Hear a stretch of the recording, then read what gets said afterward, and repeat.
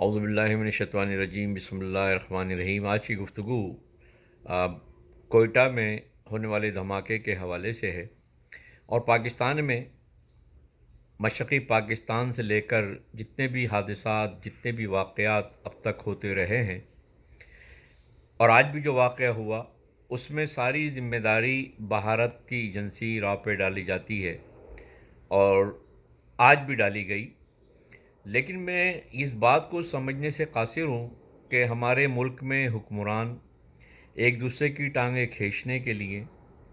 ایک دوسرے کو نیچا گرانے اور دکھانے کے لیے کس طرح مطلب ہے کہ جمی جمائی حکومتیں توڑتے رہے، اور یعنی ملک تک بھی جو ہے وہ توڑ دیا۔ لیکن آج تک کبھی کسی نے یہ تحقیقات نہیں کری کہ جی مشرقی پاکستان میں اگر بھارت تھا اور مشرقی پاکستان ٹوٹا تو اس کے پیچھے پاکستان کے اندر سے کون کون لوگ ملوث تھے، اور پھر اس کے بعد جتنے بھی حادثات، جتنے بھی واقعات پاکستان کے اندر ہوتے ہیں، آج تک کسی جماعت نے، کسی حکمران نے نہیں سوچا کہ اس کے پیچھے کون کون سے لوگ ملوث ہیں۔ اور یقیناً مطلب ہے کہ عمران خان کو جس طرح حکومت گرانے کے لیے جو 9 مئی کے واقعے کو بنیاد بنا کر پوری پارٹی کو تہس نہس کر دیا گیا، لیکن جو پاکستان کی سلامتی کے لیے شدید خطرات ہیں، جنہوں نے ایئرپورٹ پر حملہ کیا، جنہوں نے جی ایچ کیو پر حملہ کیا، جنہوں نے مطلب بچوں کو اسکول کے اندر گھس کر شہید کیا، ان لوگوں کے تانے بانے آپ نے غیر ملکی ایجنسیوں سے ملا دیے، مگر آج تک آپ کی آواز بین الاقوامی طور پر نہیں پہنچ سکی کہ انڈیا آپ کے معاملات میں ملوث ہے۔ جبکہ کینیڈا کے اندر ایک واقعہ ہوتا ہے، اور اس ایک واقعے کے بعد وہ تحقیقات کر کر ان کے موجودہ وزیر کو، موجودہ حکومت کو، ایک سکھ انقلابی جو کہ آزادی کی جنگ لڑنے کے لیے کینیڈا میں بیٹھ کر انڈیا کے خلاف کام کر رہے تھے، اس کے قتل میں ملوث قرار دیا، اور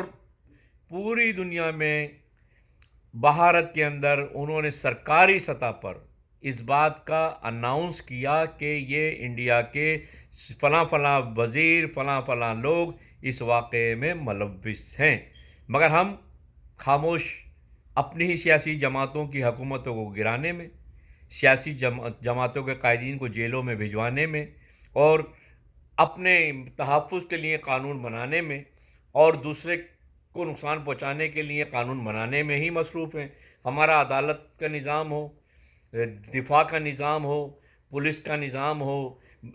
اسٹیبلشمنٹ کا نظام ہو، سارا نظام جو ہے ایک قسم میں سفر کر رہا ہوتا ہے، اور ہمارے بے گناہ عوام جو ہے پاکستان میں روزانہ جو ہے مطلب دہشت گردوں کے ہاتھوں شہید ہو رہے ہوتے ہیں۔ پھر جو بلوچستان کے اندر جو خاتون جو ہے، جو اسلام آباد تک جاتی ہیں بنیادی انسانی حقوق کے لیے، آج وہ خاموش اس لیے خاموش ہیں کہ آج جو مطلب کہ بلوچستان کے لوگوں کو ان کے ہی لوگوں نے شہید کر دیا، تو وہ خاموش ہیں۔ تو اپنے لاپتہ افراد کے لیے جد و جہد آپ کر رہی ہو، لیکن جو آپ کی جو دہشت گرد، جو بے گناہ بلوچستان کے شہریوں کو جنہوں نے آج شہید کیا، ان کے لیے آپ خاموش ہو۔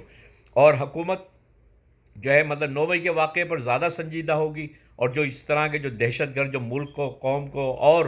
جو ہے ملک کی بے گناہ عوام کو دہشت گردی کے واقعے میں شہید کر رہے ہیں، ان پر ہم خاموش ہیں۔ تو ہمیں اس بات پر سوچنا ہوگا، پاکستان کے تمام